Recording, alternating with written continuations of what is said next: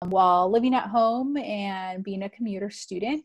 And something really essential in my really career development was part-time work during college. And one of those jobs was with a college access program called the California Student Opportunity and Access Program. And that was really fundamental in me figuring out that I ultimately wanted to work on a college campus, and I wanted to work with college students as a career, getting them to graduation and their future careers or academic interest. And for sure, with an emphasis on our first generation underrepresented students. As a part of that kind of realization, I actually went to the University of Nebraska Lincoln in 2010 to complete a master's degree in higher education student affairs. And I actually lived in Nebraska for a total of 5 years. So I did do my master's there, and I worked my first job after grad school there as well, and had some really great experiences and good opportunities.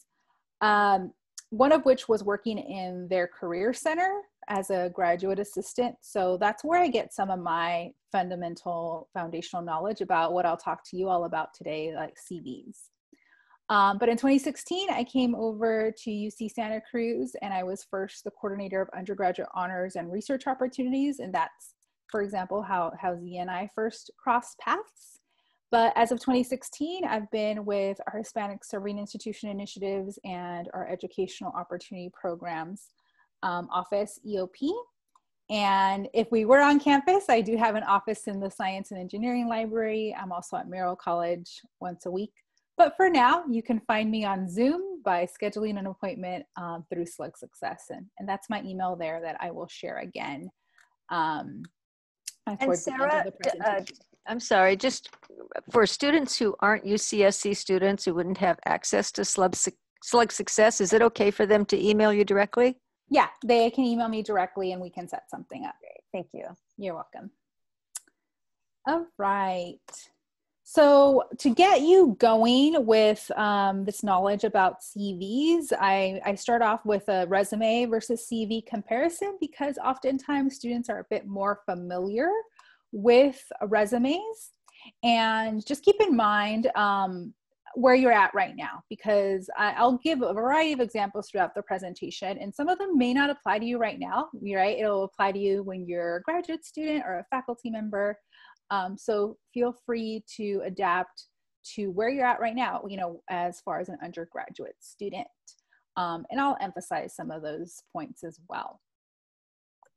So to start with, a resume versus a CV. So a resume typically is talked about as a brief, oftentimes even specified as a one-page summary of your skills, experience, and education. A CV can be designed to be more detailed, to document a little bit more extensively your educational and academic background.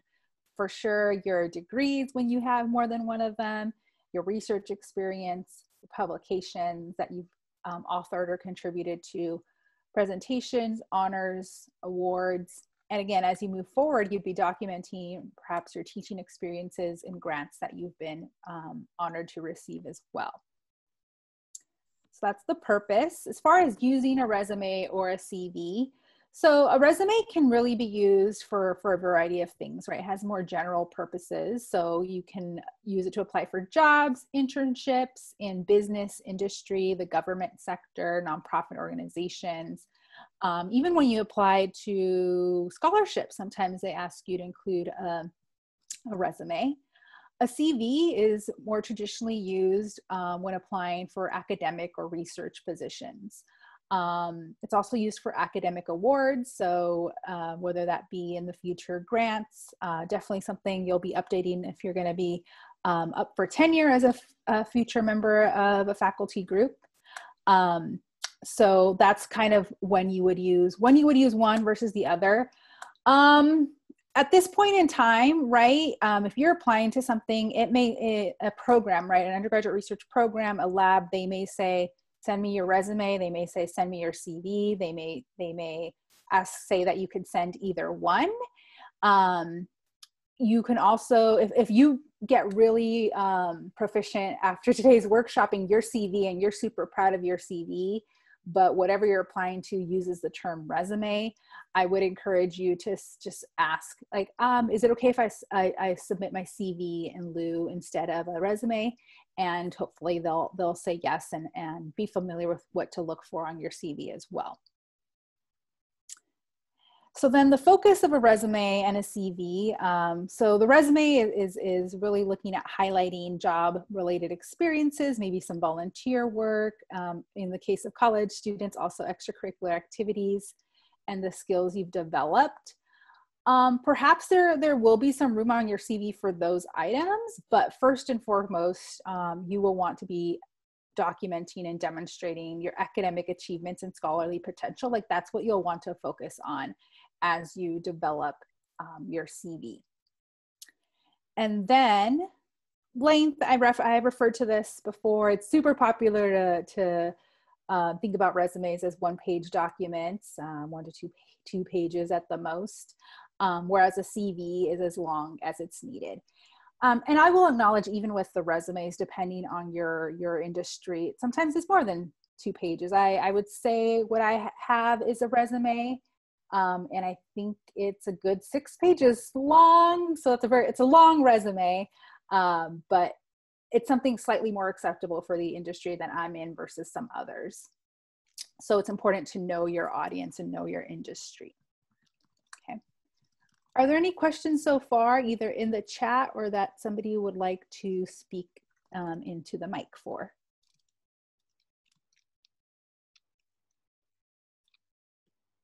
Okay, I'm going to continue then. So next comparison would be the key components.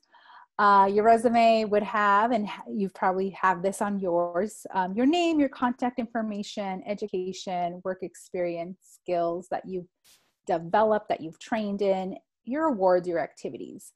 The CV has all of those things, again, with an emphasis on your educational training, your research training. You reprioritize, right, what's on your CV. Any honors, any grants received, research that you've been a part of, and scholarly and professional membership as well is something that you'd want to list on your CV, perhaps before general work experience, or just like volunteer work and stuff like that, if it's more general. And again, in some future, you would be listing on there any grants that you've been awarded and your teaching experience as well, if that's the path that you're on. As far as how you organize these documents, resumes are ordered either chronologically or functionally. So functionally being that you categorize, you put things into different categories.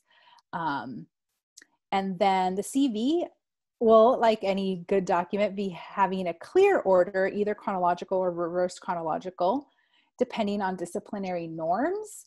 So I most of the time see, and I expect it to be in in reverse chronological order. So the most recent experiences first, but the disciplinary norms, that goes back to what is typical in your field of study. So one of the best things that you can do to add on to what knowledge you'll gain from this presentation is to check in with any of your mentors, your grad student mentors, your faculty mentors, and ask, hey, would you mind sharing a copy of your CV just so I can see what it looks like? They can provide you some of the best examples. So I really encourage you to talk to other folks about what is typical in a CV in your area of study, your discipline. That's, I would say, is the best source of information, because I mostly speak generally to it, but talking to others in the field would be a great step to take. Okay. All right, I'm going to move on to talking more specifically just about the CV. And the context in which I'll be giving some of these examples, or that you, as far as I'm aware, you're participating in an undergraduate research program right now, right? Either BD2K or Access. I'm also going to, for the sake of examples, I'm assuming that you're interested in maybe doing more research, that you want to go to grad school and either professionally do research and or become a faculty member too. So just keep that in mind. That'll inform my examples. So the CV. It introduces a prospective employer, graduate program, undergraduate research program, or a funding agency to your qualifications. It communicates all of your related educational and professional experiences. And it is, of course, organized, clear, readable, consistent. Those subcategories there, you know, sometimes students talk to me and say, like, I just feel like there's not a lot for me to put on my CV. That's something we can consult on, but think about what you do have control over. You have control over presenting a really nice document that is organized, clear, readable, and consistent. So keep that in mind. The CV also supports your other application materials. It's going to be few instances in which you only submit a CV to something. It's usually going to be a CV and letters of recommendation and an essay and, you know, who knows what else, test scores or a writing sample. But it's one piece of your overall application materials, and collectively those items are intended to give folks an idea of who you are, what you're about, what your goals are, where you want to head, and to get you into the next step. So ultimately, that's probably an interview, whether it's for a job one day, whether it's for a grad program. You want to have your CV presented with your materials in a great way to get you that next step in the process. A couple other contexts in which CVs are used. I mentioned scholarships. Scholarships or awards of some kind will usually have an ask for the person's CV. And sometimes if you're in a mentoring program or you're in a program that's going to provide you a mentor, that's another occasion in which I've seen CVs or resumes be requested so that the organizers can try to get to know you a little bit better or actually share it with a potential mentor to see where the better matches could be. So as far as creating a CV, how do you start? My first piece of advice overall is to have a master document where you list everything. And this, I've typically envisioned this as a Word document or a Google Doc. It could also be a spreadsheet because it's just for you. It's where you're going to put down every presentation that you've gone to, every training that you've done, all your poster presentations, any publications, like committees that you've served on, any service, ongoing list in this master document. Because from that master document, that's where you're tracking everything, but ultimately you will put what's most relevant into your actual CV. So you can go to your master document and then from there pick what you'll actually go on to the document that you'll submit. And on your CV itself, you do want to explore different formats and styles, but you're going to stick to pretty typical fonts. For example, you want to make sure it's something that's easy to read. You can and should play around with font sizes and line spacing, because at some different points, it can really make a difference in when your CV is 1 1/4 page, you might actually be able to get everything on one page. And that's just kind of for the sake of, it looks a little odd to have most of a second page blank and only a couple things on there, but you can play around with line spacing, with margin sizes. And if and when you do have a CV that's more than 1 page long, you do want to include some identifying information on every subsequent page. So that's typically your last name and a page number after the first page. Another piece of advice, take it or leave it, but I will share, is that I don't recommend that you use a template.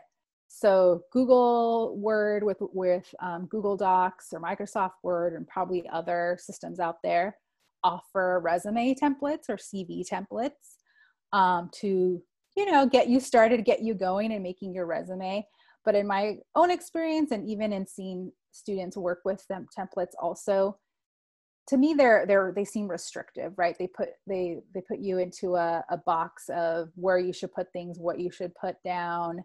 I recommend you build it yourself. You know, if you see things that you like on a CV, you can recreate them. Like my resume looks the way it does right now because I was on a search committee, saw somebody else's resume, really liked their style, and then did my best to do something similar. So keep that in mind. I also, as an extra tip, when you save your CV, is that you include a portion of your name in the file name. So like for me, it would be Sanchez, Sara CV, something like that. So my name is in it, and also what document I'm presenting is part of the file name. Okay, are there any questions at this point?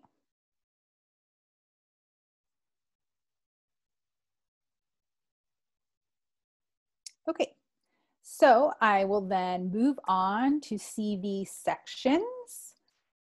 So CV sections, you will want to include your identifying and contact information. So your name, your phone number, your email address. I'm seeing physical addresses a little less these days, but you can include that as well. You will also be documenting your education, your experience, especially and first and foremost, your most relevant experience, publications, presentations, professional memberships, and honors and awards. So these, I would say, are your for sures on your CV. And then we can also talk about how, like, what if you don't have something for one of these categories, you know, how to play around with that. But we will go through every single one of these sections as well, which were also the sections on the CV worksheet that was shared with you earlier in the week. So if you don't already have that worksheet handy, now is a good time to get it up on your computer, or if you were fortunate enough to print it out, to do that. So I'll give you all a chance to get out your worksheet.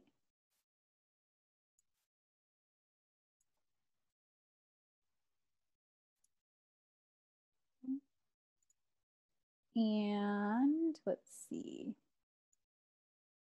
I'll show it on my screen too, so y'all recall what it looks like.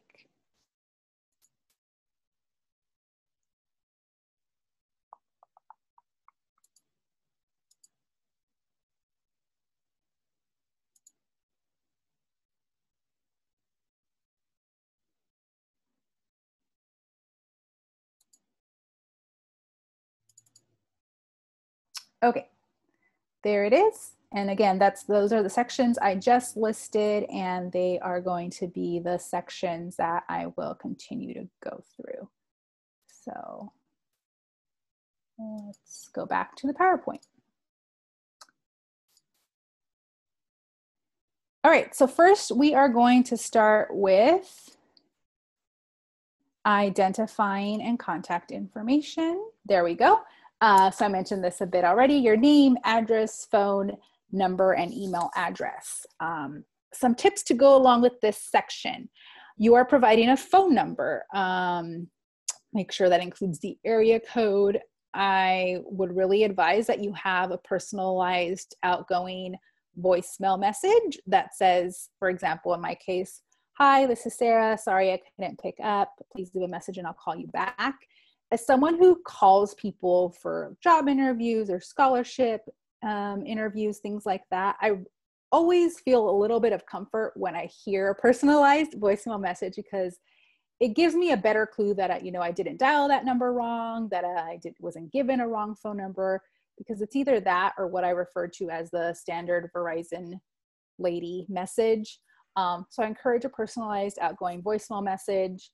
People still do make phone calls, so you also want to have capacity to receive voicemails. Really trendy these days is like, "Sorry, this voicemail box is full. Try again another time." That's not very helpful to somebody trying to contact you, okay? Your email address, I think it would make Just really quick, are Yep. you intending to share your screen right now? I am. Thank you for letting me know that it's not being shared. Give me a second.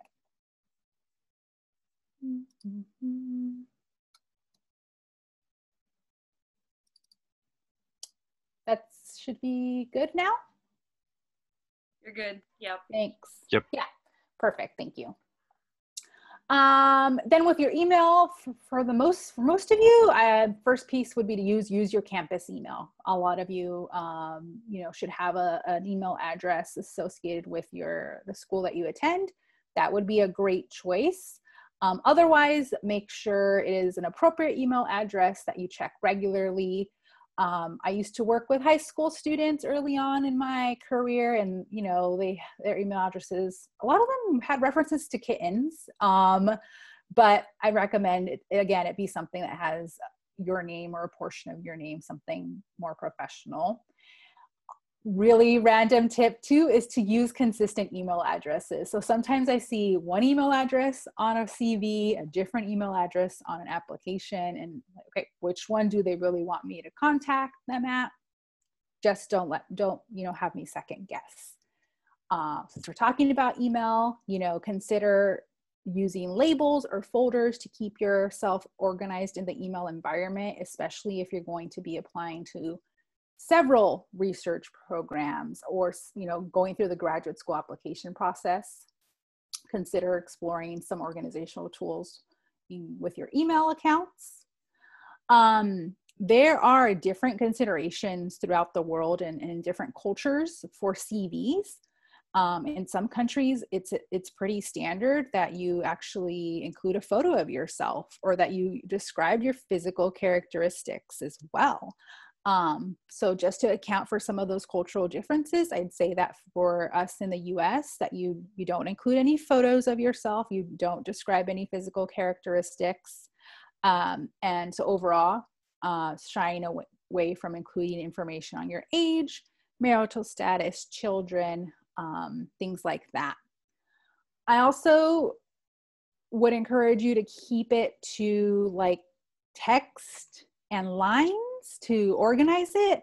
So no, color really is not going to make a difference. If anything, if they're printed in black and white. So I would say not to bother with really like fancy or excessive graphics, at least not for your current discipline or industry. It might be different for folks in the arts or entertainment side of things, but you don't want to distract away from the bulk of the important content of your CV.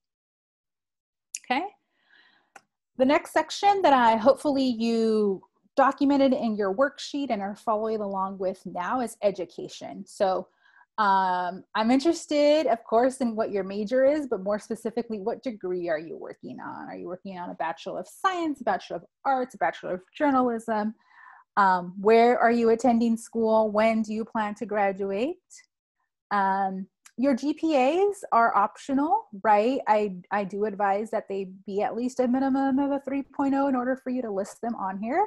Otherwise, you don't have to include them. And at some point, you will take them off because when you're 10 years into your job, we're not going to be that interested in your undergrad GPA. Also under education, you have the option of listing relevant coursework for some of you who are starting to gain experience. This may be a way to kind of boost your CV a little bit while you get some publications and presentations. Yep. I have a question in regards to the education aspect of this. I know for resumes, I've seen that sometimes the education is listed before the work experience. Sometimes it's listed after. Does it make a difference on the CV? So I think it makes a difference depending on where you're at in your career. So as everybody who we're talking to today, we know your students, and whatever you're doing in the near future is going to be influenced by the fact that you're a current student, right? Even if you're going to grad school, they're going to want to know, oh, where are you in undergrad? So for now, at this point, I would list education first. Does that make sense? On the CV. Uh-huh. Yep. Okay. And who is this asking this question? Oh, this is Sandra. Sandra. Yeah. Yeah, cool. Thank you. Yep. And Sandra, you asking that question made me think of something else that I often get asked is by our transfer students, right? Should I include my community college experience and my community college degree on the CV? My encouragement, ultimately these are personal decisions, but my encouragement is yes, you'd list in a reverse chronological order. So if any of you on our meeting today are going to be coming to UCSC starting in the fall, you'd list UCSC first as your most recent experience, and then below that your community college that you attended most of the time, that you may have gotten your associate's degree from. Yeah, because that's important to your experience and identity right now. At some point, you may choose to no longer present that, but for now, my advice is that it makes sense. Sara, and one more question in regards to listing your education. I attended 3 different schools before I graduated from UCSC. But I only received my associates from City College of San Francisco. Should I list the other 2 schools that I attended as well? No, you should only, in a formal way, you should only list City College of San Francisco. If with space and organization wise, if it works to state something like also took coursework at, and then you can name the other 2 schools, that's fine. But otherwise, just stick to the City College listing. That's a great question too. Yeah. Great. Thank you. And that is often, happens most of the time where students do take courses from different 2-year institutions. Okay. The next couple of slides are examples of what your education listing on a CV could actually look like.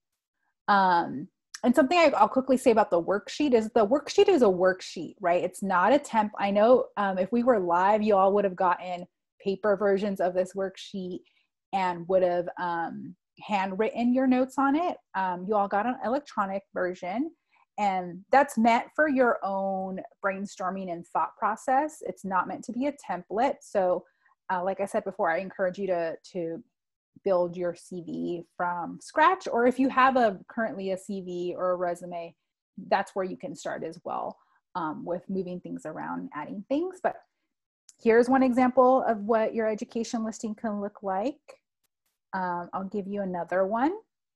So in this example, this is, so to speak, the student, the Sammy Slug student that we are talking about, they studied abroad. So they're listing their UCSC experience, but they're also, choosing to put in the education section about their education abroad experience. Okay. After education, the next area that we want to emphasize is experience. And I am talking here about relevant or most relevant experience. And I'll explain more about that as we go along. But in talking about your experience, you want to use action verbs to describe your efforts and outcomes, like what you did, what you contributed with action verbs. And there's lots of like infographics and charts and lists out there of action, like literally action verbs to use on CVs or resumes. Another tip is to quantify where significant or informative. So quantify, tell me in numbers where it makes sense. Like you all work with data, so there might make sense a lot of the time to use numbers. But a different example that I use is, how many in like a wet lab setting, like, so how many samples did you run? And, 400 samples in 2 weeks, something like that, right? To help you detail your experience sections, you want to ask yourself how you developed in those experiences. So analyze what you've experienced, and also give yourself credit to a good extent possible. Most of the time I experience students like selling themselves short, you know, emphasizing how, you know, they helped with something and did it with somebody else, and etc. Where some of the time they were really the leads, and whatever they did wouldn't have happened without them. So give yourself credit, while staying, of course, truthful, of course. And in listing out your experience, you may choose or may choose to use subheadings, right? So you may have an overall experience section. You may have a section called lab experience, undergraduate research experiences, community health experience. Depending on if you have done one or more things with more of a certain theme or industry, that might be where you use the subheadings, or otherwise, you know, just listed in this overall experience section in reverse chronological order. I'll show a couple of examples again, so, you know, if we're supposedly thinking this is an undergraduate student and they are talking about how they were a research assistant at UCSC. The same student or a different student also is listing a research internship that was at the National Institutes of Health. Notice here that both of them have kind of like what their positions were, the dates when they took place, where they took place, what was the department, company, organization, and, you know, so to speak. And then they list in bullets what they did, right? What was the most essential things of what they contributed. So that's one way to go. And you do need to share something about what you did, what you accomplished, etc. Whether it's in this format in bullets, and you can have 2 bullets or 6 bullets. You don't have to stick to 3. It's just for this example. Another way to present it, I have seen it. I see it less often, but some folks are really much more comfortable with this style, which is the paragraph style, where you're actually listing out in sentences what you did or what your experiences were. Maybe it's the font I used, but also it's a little harder to read. I think you would agree. But, you know, if it's true to you, it's not completely out of the question. Okay, and I think I saw a bit about this in the chat, and this is where I like to emphasize this as well, that you can and should include like your BD2K experience, your Access experience. Those of you who are UCSC students, when you're early on in your STEM career here, I even have students list ACE. I have students list STEM diversity, the RAD program, right? You know, their workshops and stuff. Anything really to speak about your awareness, interest, and motivation in STEM. We explore that together and find ways to build up your CV. I'll show you one more experience example that might be the case for some of you. Because I'm wondering and thinking maybe some of you have been tutors or are going to be tutors next academic year, but that is an experience that you can list on your CV as well. Your best source of information on like, what should I put on my CV as far as like what I did is your job description. And if you all have had jobs, or if you have a job in the future, you should have a copy of a job description. And as much as what you know what you do every day and day to day in that job, to get you started, to get you going, there's the job description. And this I also talk about in this portion of the presentation, because as tutors or MSI leaders, small group tutoring leaders, etc., supplemental instruction, you are kind of venturing into that teaching aspect of things, right? So you're showcasing teaching-like experience, and that might catch someone's attention as you apply to grad school, because you may be involved in a program that is going to have you be a TA anyway, so they know, oh, you have some foundational knowledge about how to help other students learn, undergraduate students learn.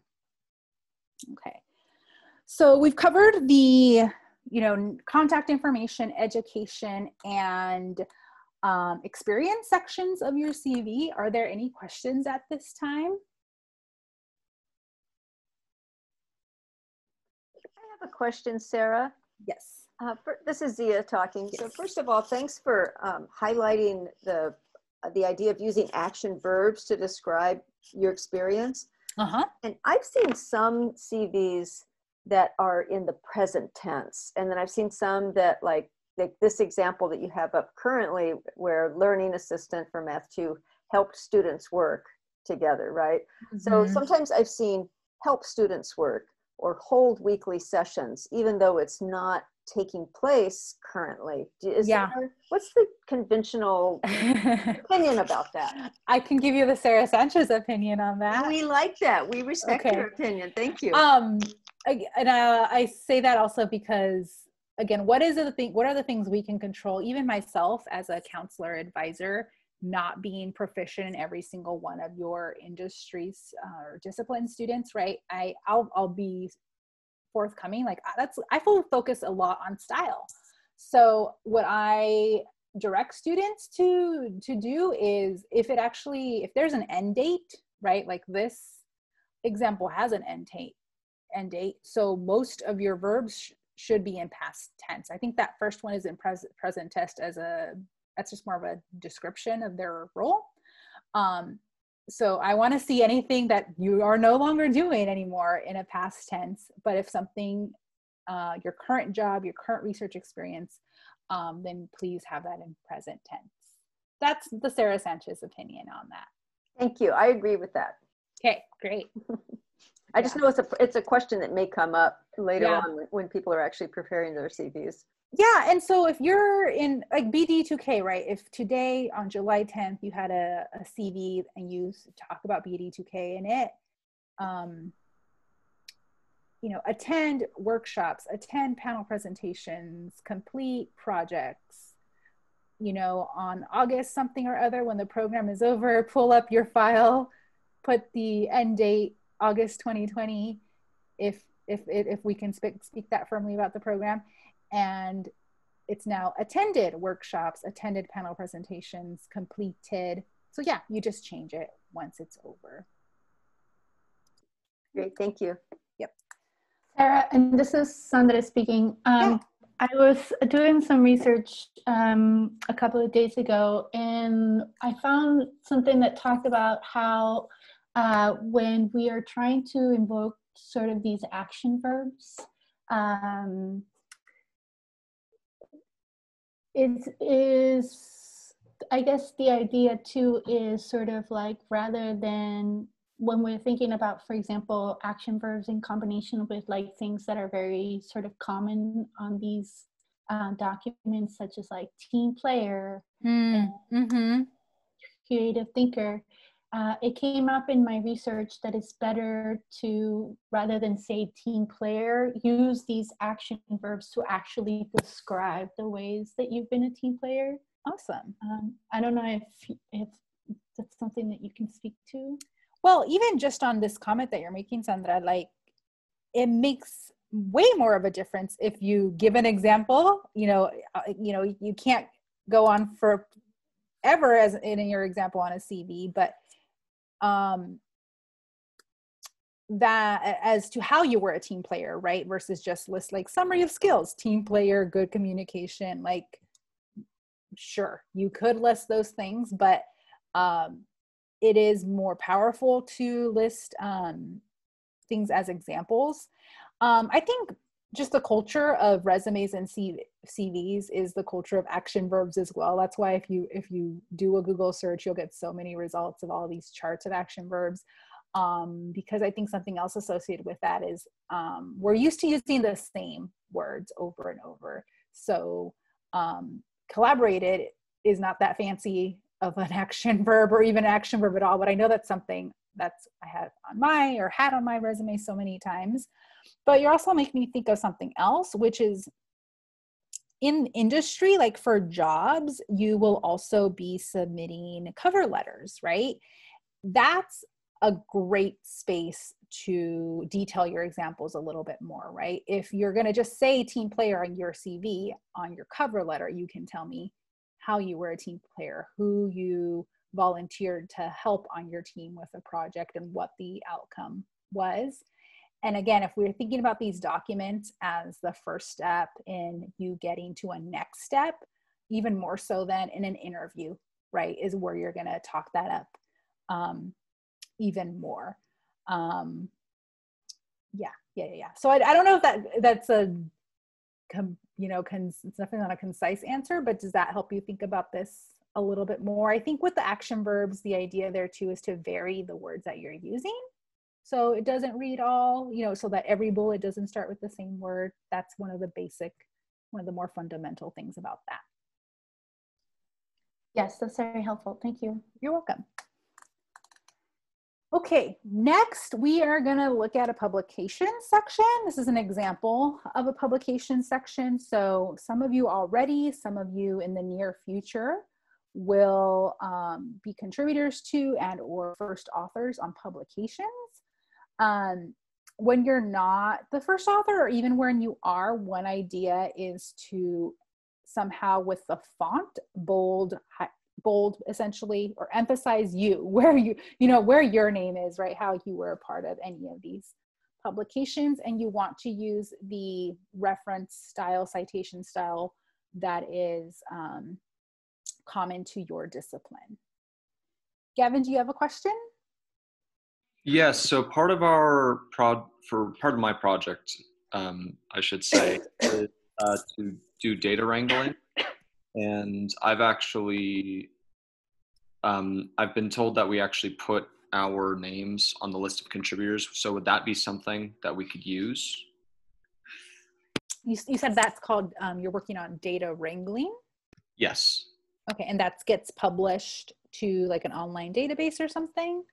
Yes, so then other researchers can use the organized data package in order to do further research. Okay, so as I think about this out loud, I'm not sure whether that would go under publications, or let me think, what other section could it go under?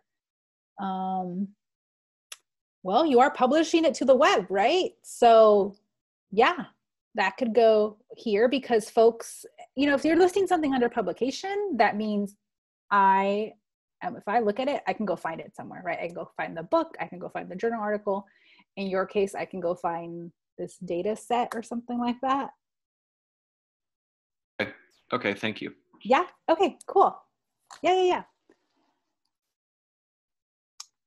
Then presentations, which even in the virtual remote learning, remote program style, you will all do a presentation in your virtual poster sessions in about a month or so, if I understand that correctly. So everybody gets to have something listed under this section, as much as you may have already done one, and you may do one, you will do many as you go forward in your undergraduate and graduate career. I get often asked, like, oh, if I presented to my class, if I presented to this person or that person. This is more when it is at a conference, a symposia, poster presentation session. On your scholarly work, something you could consider, though, sometimes I know students are involved in student organizations that do outreach to like high school students or even elementary school students. You could list that here too. I know some of our students at UC Santa Cruz who are involved with Women in Science and Engineering, they have a popular Strawberry DNA session workshop that they do with like students, pre-college students. So that could go here as well, as much as it can go under like your activities in another section.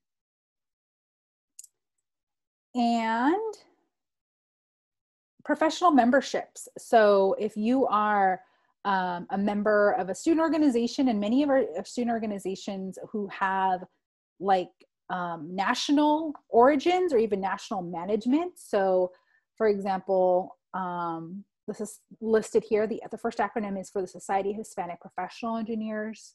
The second one there is the National Society of Black Engineers. SACNAS is the Society for the Advancement of Chicanos and Native Americans in Science. those are all like actually really huge, well-known organizations that have student chapters on campuses throughout the US and the world. So you are going to want to list those here. And another way you can emphasize your involvement in these groups are if you are in a leadership position for them, that should be a sub-bullet. Like, are you the communications manager, the treasurer? What have you volunteered for? You can do sub-bullets for things you do with these professional organizations or conferences that you attend as well. And then the other section, I think this is getting towards the last few sections on your CV worksheet, would be honors and awards. So this is an example of what that can look like as a listing on your CV. Were you on the dean's list? You can list that as fall 2019, winter 2020, spring 2020, or the total number of quarters you were on the dean's list as well. After you get past 3, you probably just want to list for how many quarters you were on the dean's list or semesters, depending on your school. Any honor societies that you actually joined, because you being the great scholars that you are, probably get several invitations to join honor societies, but my rule of thumb is you can't legitimately put them on your resume unless you join, and that usually involves a one-time lifetime registration fee. Again, any honors that you may have gotten for your research, for your studies, or things like that. So that's the last, I believe, for sure section that you should include if you have something to include under it. Additional sections, again, this can really be about, if you're still building your experiences, do we want to go ahead and benefit from having an activities and involvement section where you are, involved in some more general volunteer experiences or leadership experiences, skills? That can be a great section, whether you're going to emphasize some of your technical skills or interpersonal skills.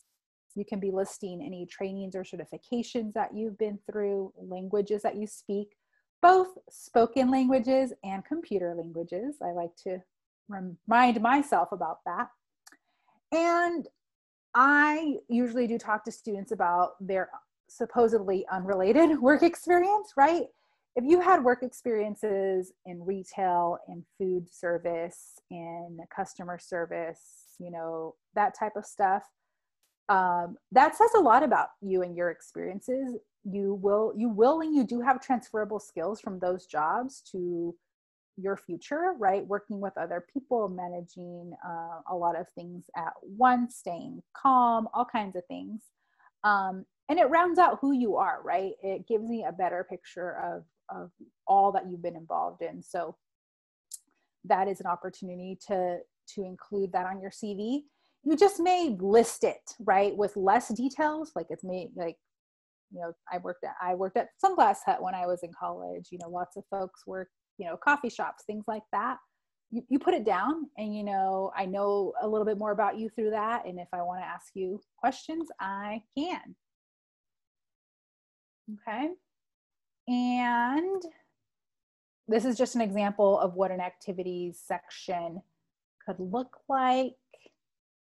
One example.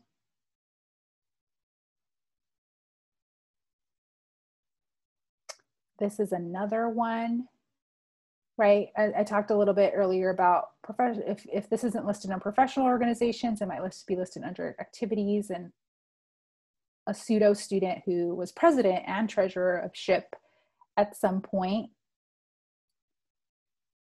And then a skills example, right, where we are differentiating between some technical skills and some conversational languages.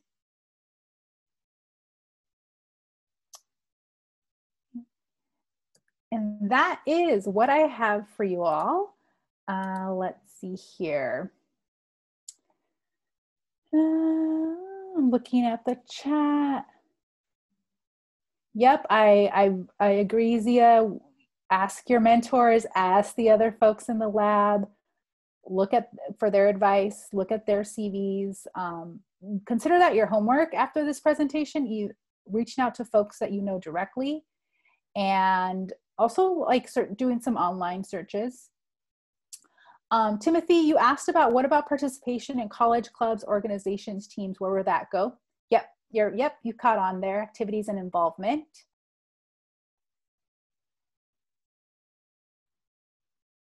Yep.